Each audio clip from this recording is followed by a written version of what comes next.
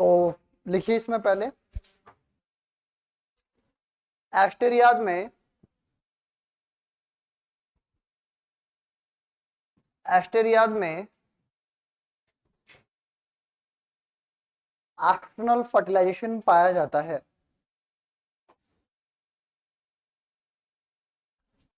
एस्टेरियाज में external fertilisation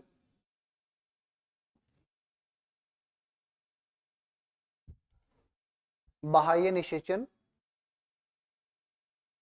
external fertilisation पाया जाता है।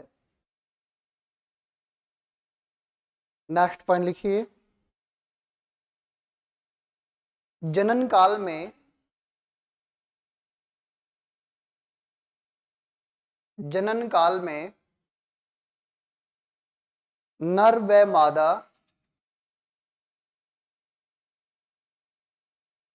जनन काल में नर व मादा अपने अपने युग्मकों को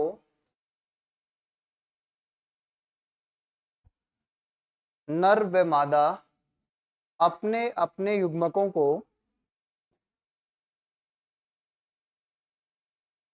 पानी में छोड़ देते हैं।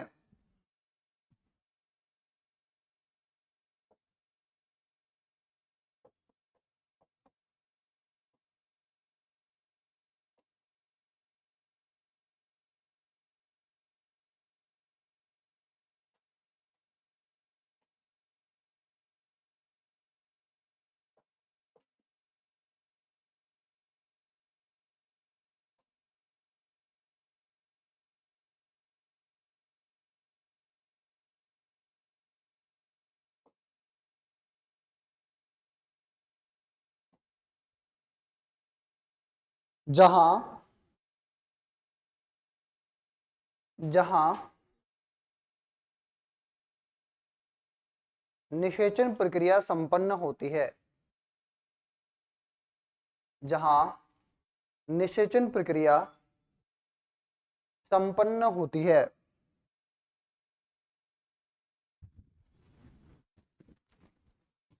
नेक्स्ट पॉइंट लिखिएगा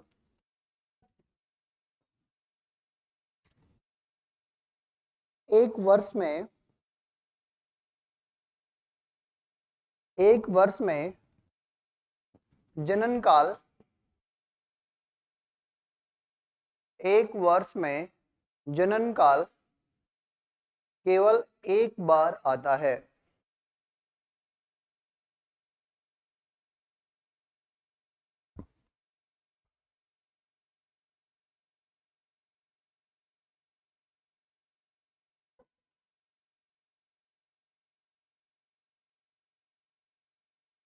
नेक्स्ट पॉइंट लिखिए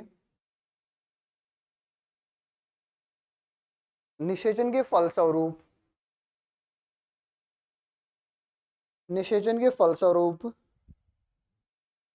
जाइगोट का निर्माण हो जाता है।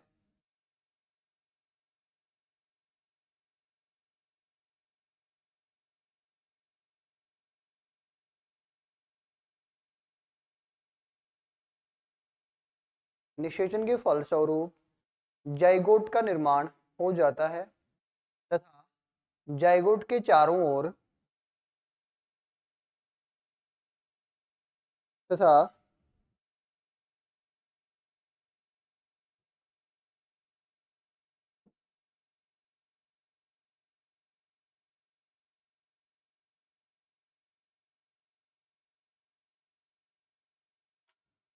जाइगोट के चारों ओर फर्टिलाइजेशन मेम्ब्रेन का जाइगोट के चारों ओर फर्टिलाइजेशन मेम्ब्रेन का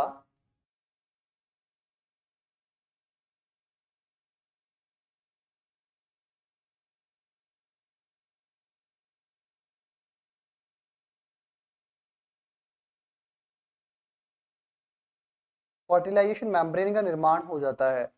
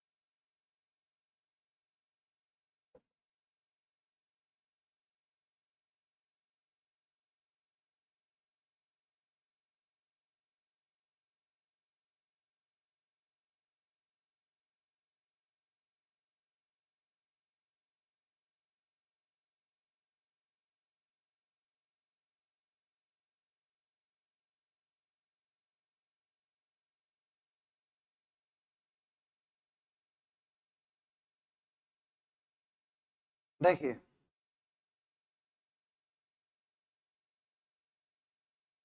अगर फर्टिलाइजेशन की बात करें तो फर्टिलाइजेशन एक ऐसी प्रक्रिया है जिसमें नर युग्मक और मादा युग्मकों का संलयन होता है।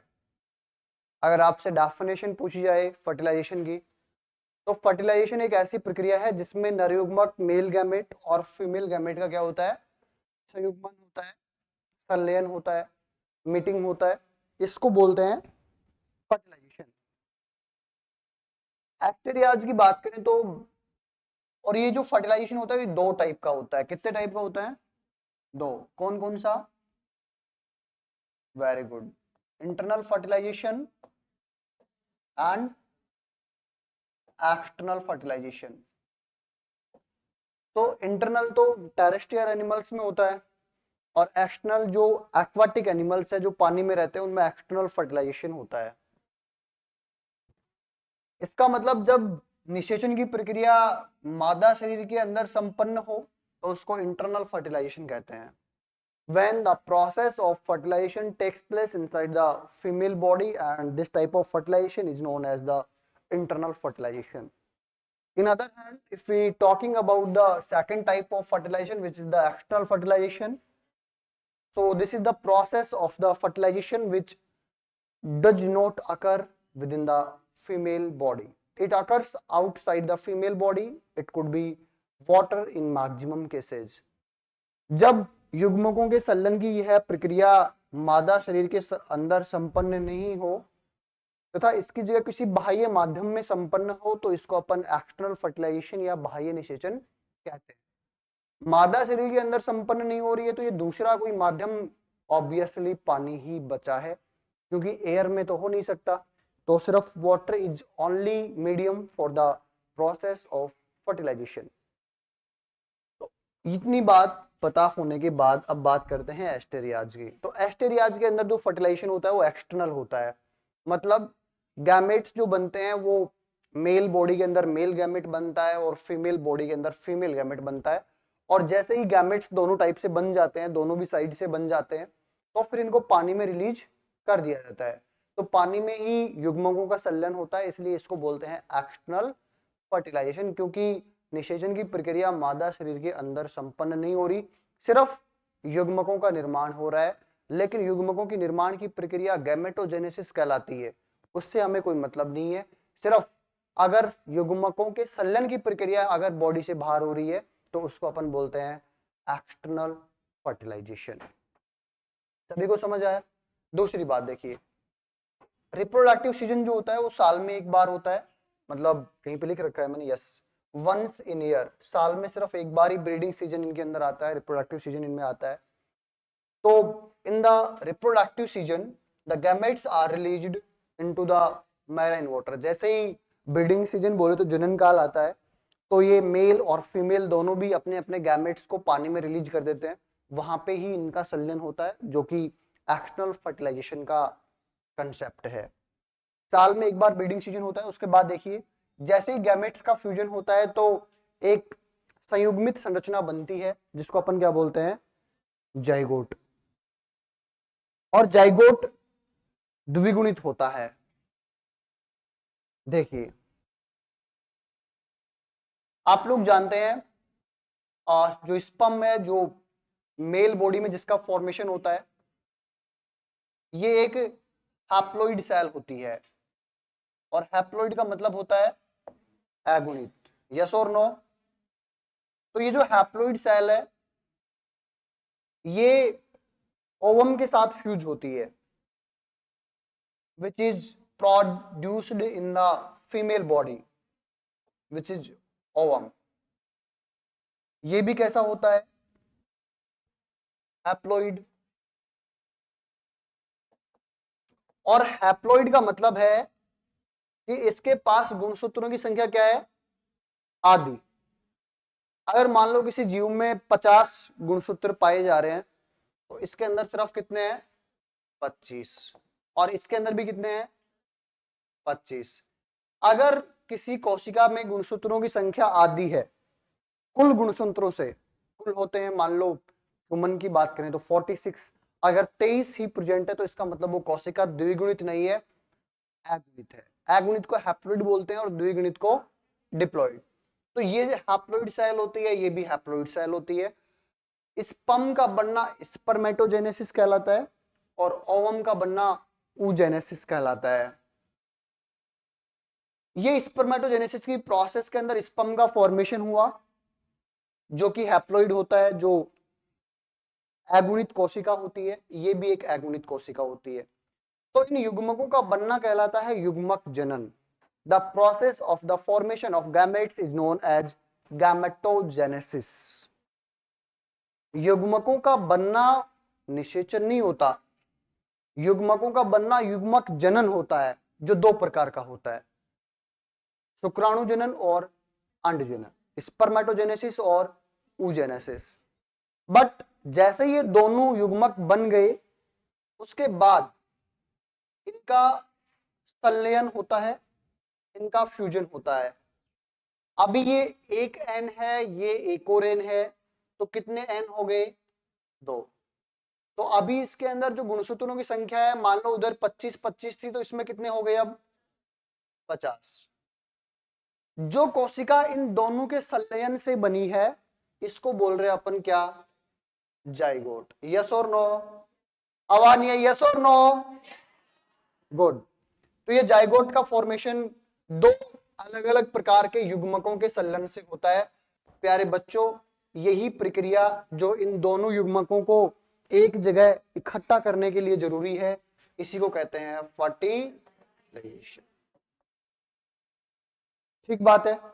अब जैसे ये जाइगोट का फॉर्मेशन हुआ, जिसके पास जो द्विगुणित है, डिप्लॉइड है, जिसके पास नंबर ऑफ क्रोमोसोम्स पूरे हैं, कंप्लीट, इसके ऊपर एक और मेम्ब्रेन बन जाती है, एक झिल्ली का जो है वो निर्माण हो जाता है इसके चारों ओर, जिसको फर्टिलाइजेशन मेम्ब्रेन एफएम के नाम से जानते हैं। ये फर्टिलाइजेशन मेम्ब्रेन जो है वो जाइगोट के बनने के बाद जाइगोट के ही ऊपर बनती है, इसको बोलते हैं fertilization membrane. Okay, yes, next point लिखिए।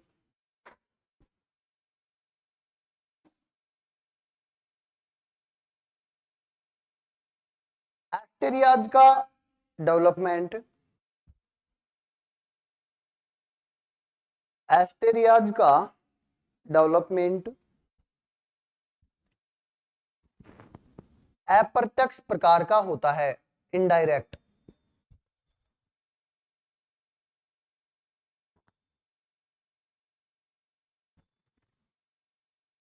डेवलपमेंट अप्रत्यक्ष प्रकार का होता है, इनडायरेक्ट।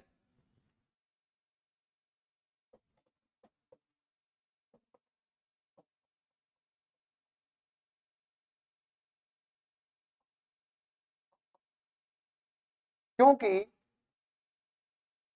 क्योंकि इनमें लार्वा अवस्था पाई जाती है,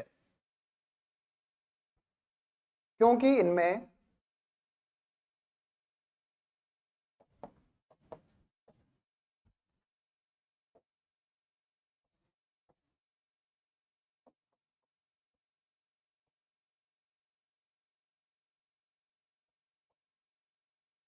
क्योंकि इनमें लार्वा अवस्था पाई जाती है। नेक्स्ट पर लिखिए।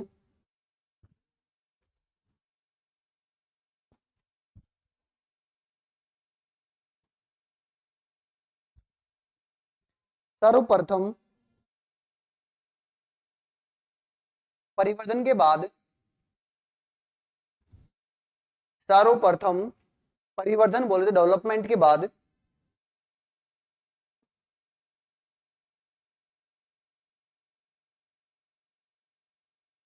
प्राप्त लार्वा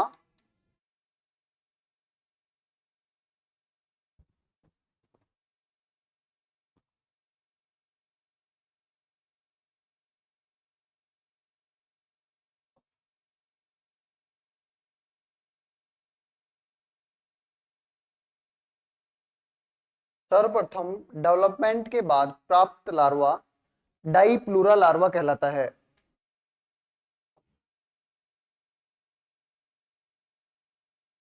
डाईप्लूरा लार्वा कहलाता है।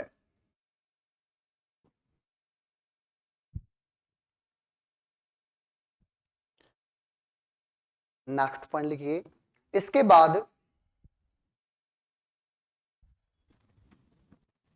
बाद यह बाइपिनेरिया लार्वा में रूपांतरित हो जाता है। इसके बाद यह बाइपिनेरिया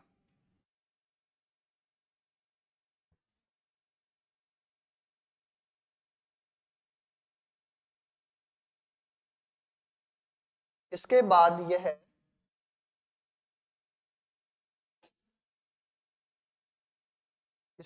यह बाइपिनेरिया लार्वा में रूपांतरित हो जाता है।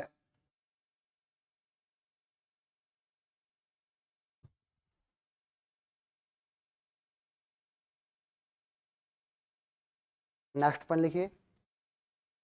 अंत में इस लार्वा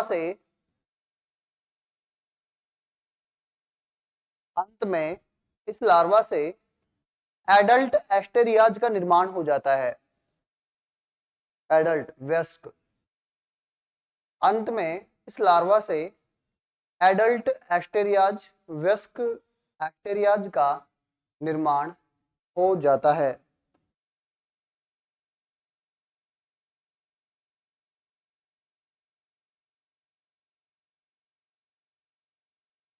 देखिए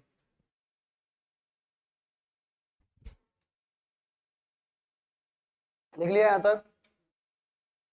गुड।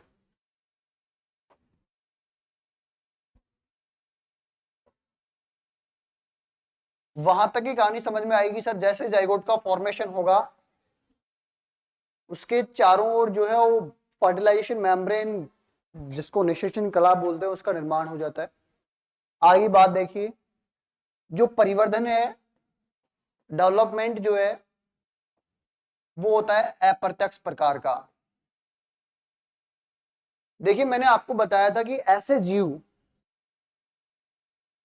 जो अंडे देते हैं उनमें डेवलपमेंट अप्रत्यक्ष होता है ओविपेरस के अंदर, और जो विविपेरस होते हैं उनमें अप्रत्यक्ष परिवर्धन नहीं होता। लेकिन मेरे उस तथ्य को यहां पे तोड़ दिया गया है, क्योंकि वो तथ्य काफी हद तक सही था, पूर्णतः सत्य नहीं था। मुझे लगा कि वो इसके सिलेबस में, जो इनके सिलेबस में ऐसा कोई एग्जाम्पल आएगा नहीं, तो मैंने आपको ये ट्रिक बताया था कि ऐसे जीव जिनके अंदर एग लेइंग होता है या फिर ओविपेरस जो जीव होते हैं, अंड परचक जिसको बोलते हैं, एक शिशु परचक होता है, अंड परचक जो अंडे देते हैं, शिशु परचक जिनमें शिशु का निर्माण होता है। तो मैंने आपको ये ट्रिक बताया था कि ओविपेरस में हमेशा इनडायरेक्ट डेवलपमेंट देखने को मिलेगा, जो सत्य भी था। लेकिन इन जीवों की बात कुछ अलग है। ये क्या है कि अंडे तो नहीं देते, बट जैसे ही निषेचन हो गया, जाइगोट का निर्माण हो गया, तो ये सबूत है कि ये ओविपेरस तो नहीं है। बट जैसे यहां पे उस जाइगोट का निर्माण हुआ, इसके बाद इसमें परिवर्धन कुछ हमारी तरह नहीं चलता, इनमें लार्वा अवस्था आती है। और मैंने आपको यह भी बताया था कि जिस जगह पे लार्वा अवस्था आए, समझ जाना ये डायरेक्ट डेवलपमेंट नहीं है। लार्वा अवस्था का पाया जाना इस बात का प्रमाण है कि वहां पे अप्रत्यक्ष परिवर्धन हुआ है। तो दोनों ही कंसेप्ट आपस में टकरा गए सर, ये तो फिर जीतेगा कौन? जीतेगा वही जिसके अंदर लार्वा स्टेज उपस्थित हो, वो डेफिनेटली अप्रत्यक्ष परिवर्धन प्रदर्शित करेगा।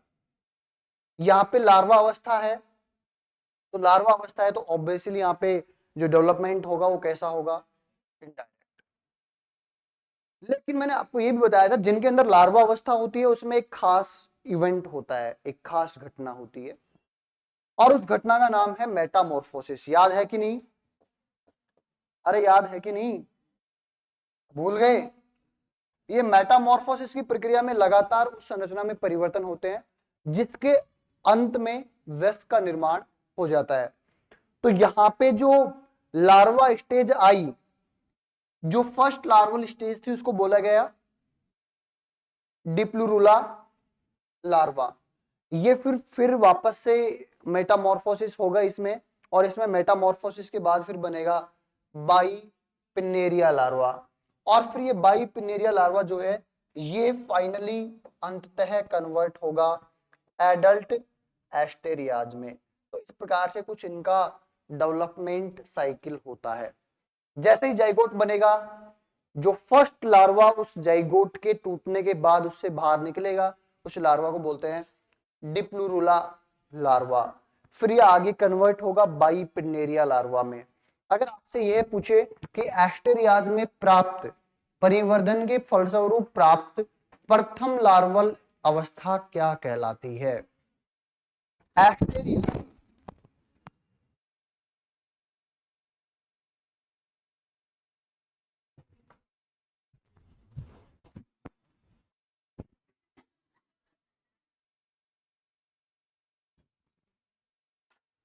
ये तो उस समय ऐसा होता था कि जो राजा महाराजा अगर कुछ ऐसा अनहोनी कर देते थे तो उनके हाथ से धनुष जो है वो छूट, बट मैंने ऐसी कोई अनहोनी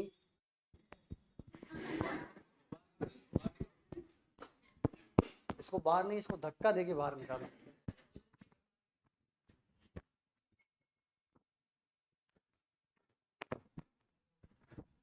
ये एक्चुअली बिल्कुल सही था, एक कैसे वॉच श्रद्धानंद सर ने तोड़ दिया इसको आज।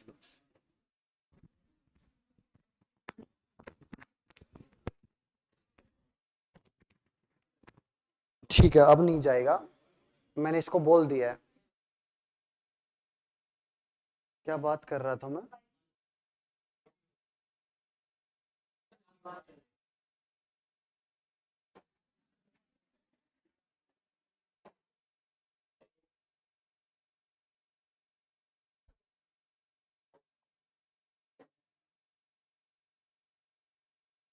समझ रहे हो ना? अच्छे जो समय का अवधि था वो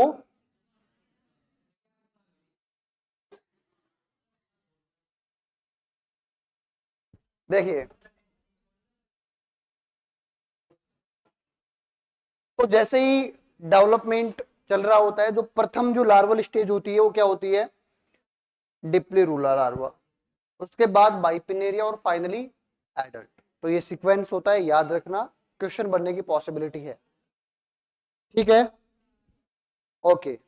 डेवलपमेंट की बात करेंगे, फर्टिलाइजेशन खत्म हो गया है, बट अभी मुझे कुछ आपसे कुछ जरूरी मीटिंग करनी है।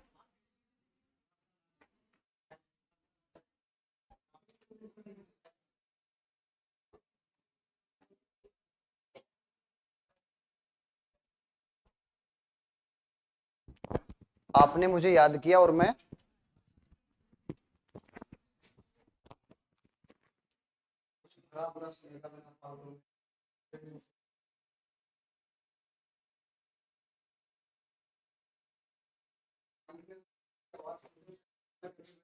आपको गांव में मोहल्ले में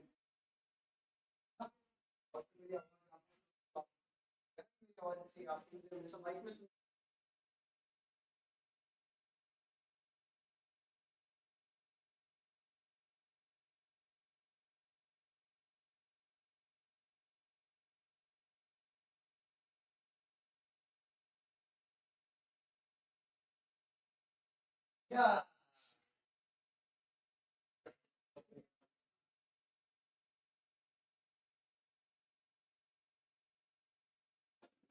बैठा हूँ, क्या होगा?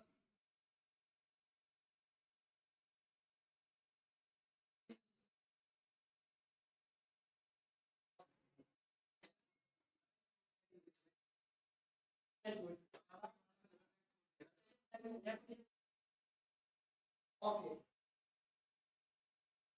आप बताइए। अभी मुझे आप एक्चुअली पहले जो क्वेश्चन अभी करने हैं वो कल के पढ़ाए हुए में से आज आपको बहुत, आप बताइए।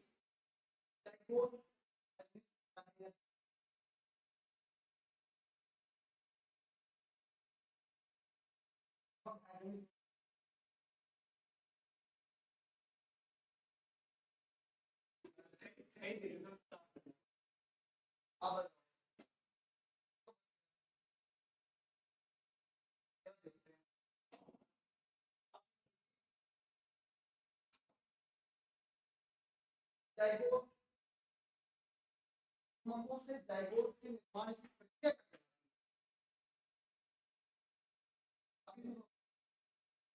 ये सवाल आज का सबसे सवाल है कि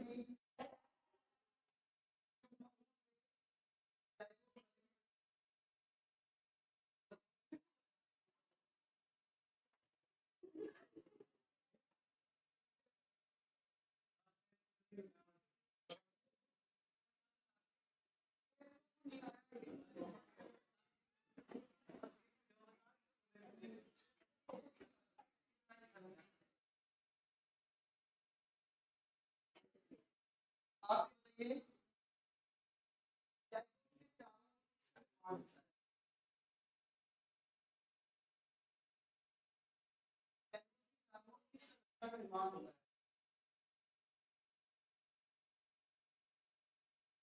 आप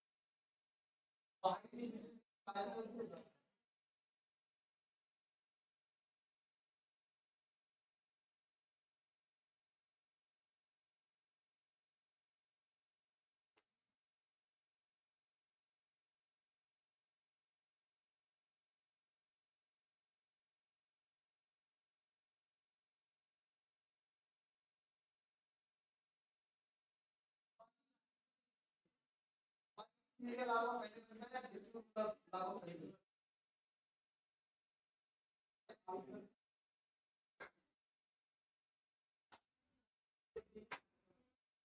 एक सवाल ये है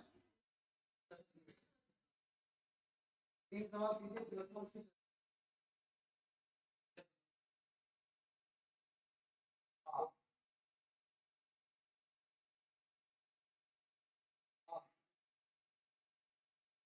आप आंतरिक शिक्षा का वो एक उदाहरण दीजिए आंतरिक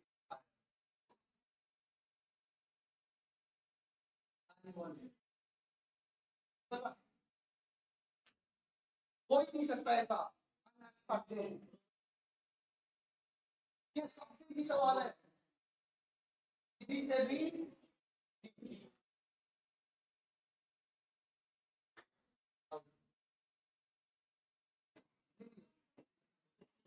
मैंने खुद आपको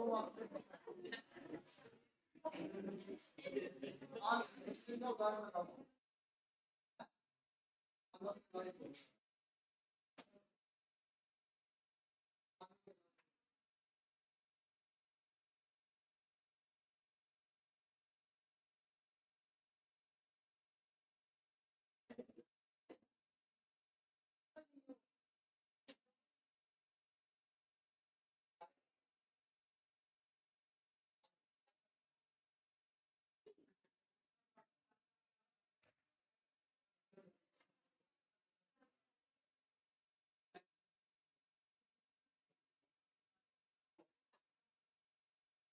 तो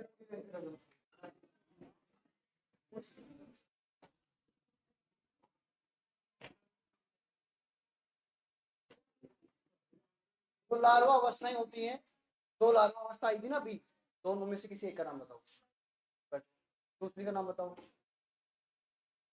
दोनों में से पहले कौन सी आती है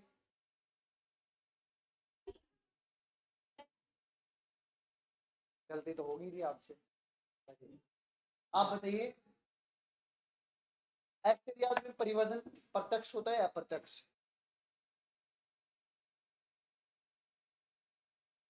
बताया आओ से आप ये बताइए अप्रत्यक्ष परिवर्तन का मतलब क्या है अप्रत्यक्ष परिवर्तन में एक खास इवेंट होता है उसे क्या बोलते हैं वो तो पाई जाती है, लेकिन उस घटना का नाम है जो लार्वा अवस्था वाले जीवों में देखने को मिलता है। इनडायरेक्ट डेवलपमेंट या लार्वा अवस्था पाई जाने वाले जीवों में क्या खास मैं तो पूछ रहा हूँ, पता कुछ होता है, क्या खास इवेंट होता है?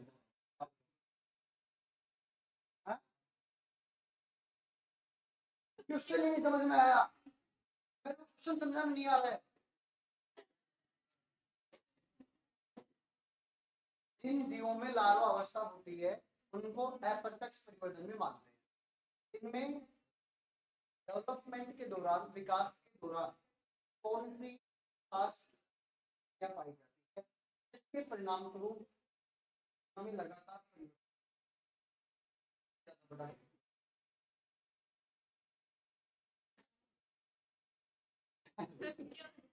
सारे उलझ गए, बैठो और बताइए।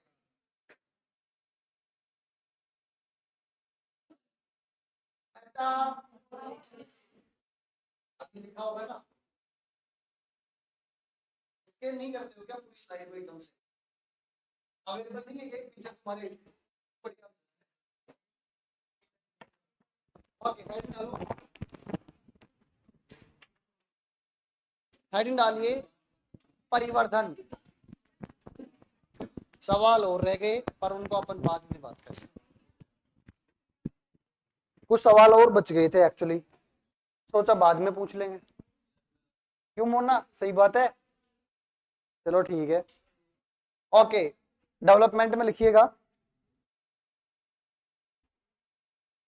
इन जीवों में डेवलपमेंट इनडायरेक्ट प्रकार का होता है। इन जीवों में डेवलपमेंट इनडायरेक्ट प्रकार का होता है, इनडायरेक्ट प्रकार का होता है, अर्थात अर्थात परिवर्धन की अवस्था में, अर्थात परिवर्धन की अवस्था में लार्वा अवस्था पाई जाती है, अर्थात परिवर्धन की अवस्था में लार्वा अवस्था पाई जाती है।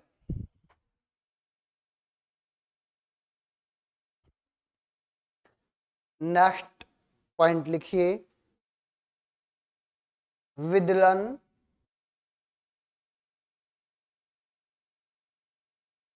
हाँ, विदलन पूर्ण भंजी, कौन सी भंजी, अभी बताएंगे क्या होता है इसके बारे में। विदलन पूर्ण भंजी, कौमा लगभग समान, पूर्ण भंजी कौमा लगभग समान, कौमा आर्य रेडियल,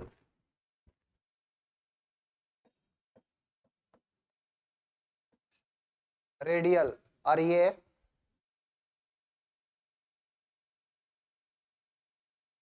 प्रकार का होता है।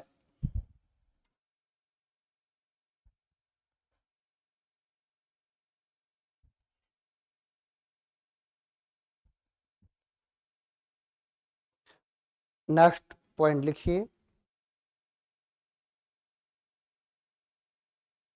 अगर प्रारंभिक अवस्था में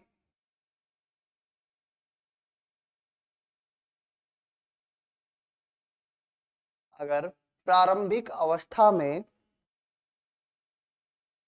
कोरक खंड, यदि प्रारंभिक अवस्था में कोरक खंड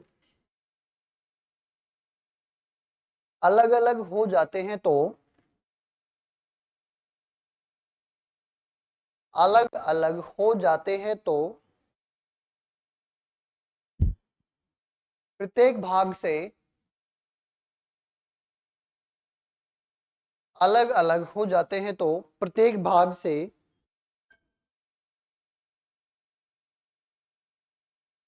एक लार्वा विकसित हो जाता है। प्रत्येक भाग से एक लार्वा विकसित हो जाता है।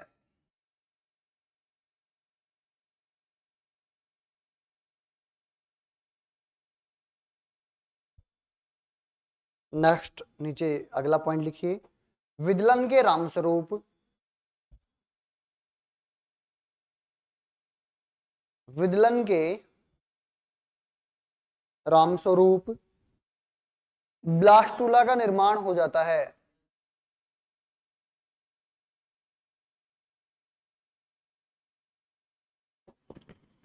ब्लास्टुला का निर्माण हो जाता है।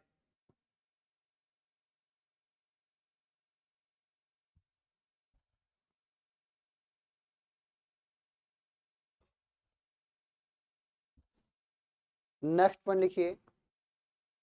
यह ब्लास्टुला, यह ब्लास्टुला खोखला व, यह ब्लास्टुला खोखला व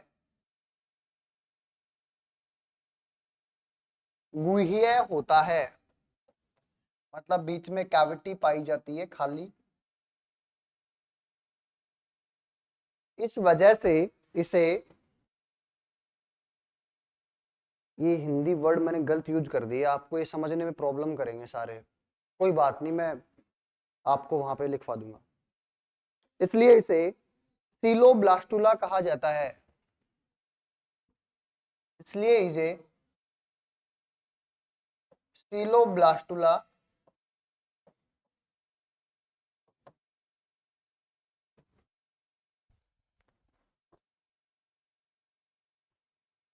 इसलिए इसे सीलोब्लास्टुला कहा जाता है। यहां तक हो गया।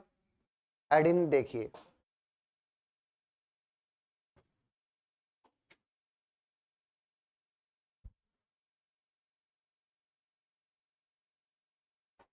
बहुत बढ़िया। अभी जो कंसेप्ट आ रहे हैं ना, ये अभी से पहले कभी नहीं आए, और ज्यादा महत्वपूर्ण हो जाते हैं आपके लिए कि आप ज्यादा अपना जो दिमाग है वो लगाएं इधर।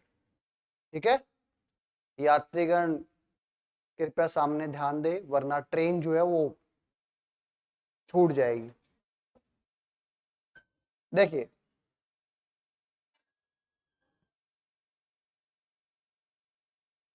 गोलू किसका नाम है?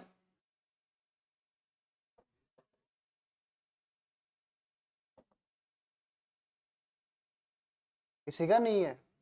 बहुत बढ़िया, अच्छी बात है ना।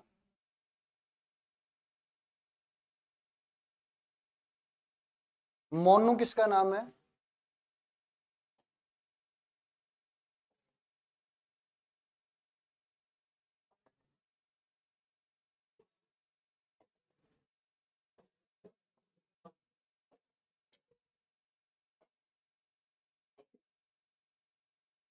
Don't to be trying over smart because I am hair.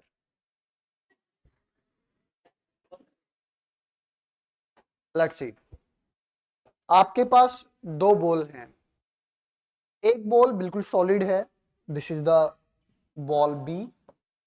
एक बॉल थोड़ी कम सॉलिड है, थोड़ी कम। तो आप मुझे ये बताइए कि कौन सी बॉल को आप एक मुक्के में तोड़ सकते हैं? कोशिश ना टूटे। क्यों? घर खा रोटी कौन दी गए? हाँ, देखिए, चलो ठीक है, आप नहीं तोड़ पाओगे, वैसे लग भी रहे हो। मैं ही तोड़ सकता हूं ये तो। आपकी बस की है भी कहां वैसे, क्योंकि तुम ठहरे गोलगप्पे पिज्जा चाउमीन खाने वाले।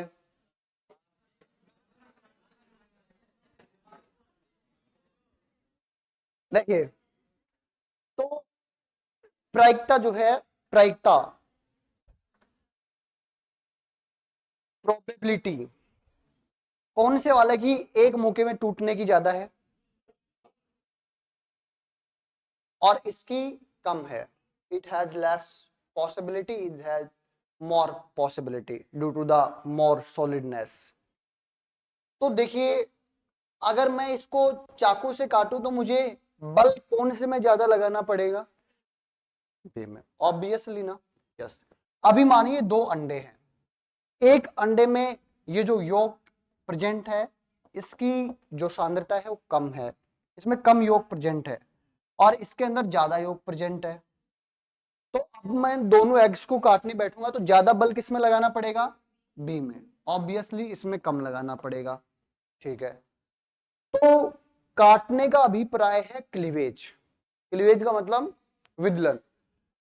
क्लीवेज के परिणाम स्वरूप कोई एक कोशिका दो कोशिकाओं में विभाजित होती है। यहां पे भी क्लीवेज होगा, तो यहां पे क्लीवेज जब होगा तो यहां जैसे ही पहुंचेगा तो लगेगा कि यार आगे तो मुझे एंटर करने का रास्ता ही नहीं है। तो पूर्ण क्लीवेज इसमें होगा या इसमें? पूर्ण, जिसके अंदर कंप्लीट ये लाइन आर पार आ सकती है बिना किसी दिक्कत के, ए में, ऑब्वियसली ना। इसका मतलब ऐसे अंडे जिनमें योग की मात्रा कम होती है उनमें पूर्ण विदलन होता है, यस और नो? जिन अंडों में योग की मात्रा ज्यादा होती है उनमें विदलन पूर्ण रूप से। एस्टेरियाज के अंडों में योग की मात्रा क्या होती है? कम। कम होने की वजह से विदलन का प्रकार कौन सा बन गया? अस और नो? बढ़िया में गया। देखिए,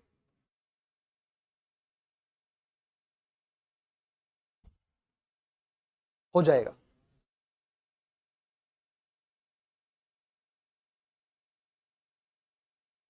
देखिए, ये लास्ट कंसेप्ट है आज का, समझ के जाओगे तो अच्छा लगेगा, अगर जल्दबाजी में चले जाओगे तो कुछ नहीं कर सकते फिर तुम्हारा। ये जाइगोट जो है ये सिर्फ एक कोशिका है। Zygote is a single cell. Zygote कोशिका सिर्फ एक है, दो नहीं। कभी आप बोलो कि दो कोशिकाओं के संयुग्मन से बना है तो दो कोशिकाएं हैं, नहीं। कोशिका सिर्फ क्या है? एक। लेकिन एक कोशिका से पूरे गैस्टेशन पीरियड के दौरान बहुत कोशिकाओं वाले जीवों का निर्माण हो रहा है।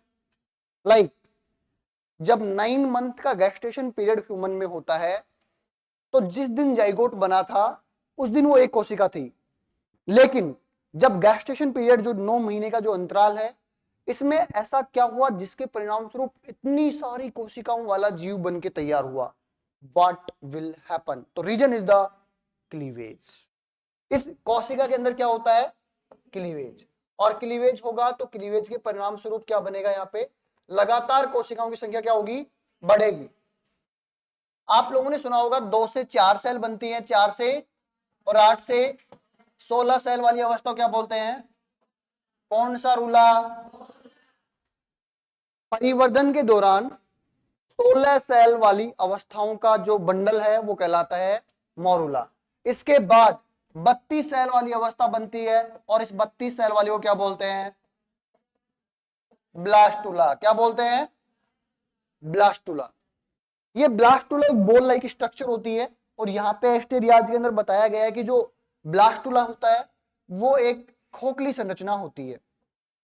खोखली संरचना है जिसके अंदर की तरफ कोशिकाएं हैं, लेकिन पूरा कोशिकाओं से भरा हुआ नहीं है ये। इसको बोला गया है खोखला है, बीच में खाली जगह है। इस कैविटी को बोलते हैं ब्लास्टोसील कैविटी। कौन सी कैविटी? Blastocoel cavity. वह खाली जगह जो एक ब्लास्टुला के अंदर प्रेजेंट है उसको ब्लास्टोसील कैविटी बोलते हैं। और यह खोखला है, बीच में कैविटी है, मतलब खाली जगह है, इसीलिए इसका नाम रखा गया है सीलो ब्लास्टुला। ठीक बात है, ओके। अभी इससे पहले मोरुला, उसके बाद ब्लास्टुला, और ब्लास्टुला के बाद कौन बनता है? गैस्ट्रुला। लेकिन ये अभी बात ही नहीं हो रही तो इसको मत लिखिएगा, फटाफट एडा से लेके एडा तक तार लीजिए।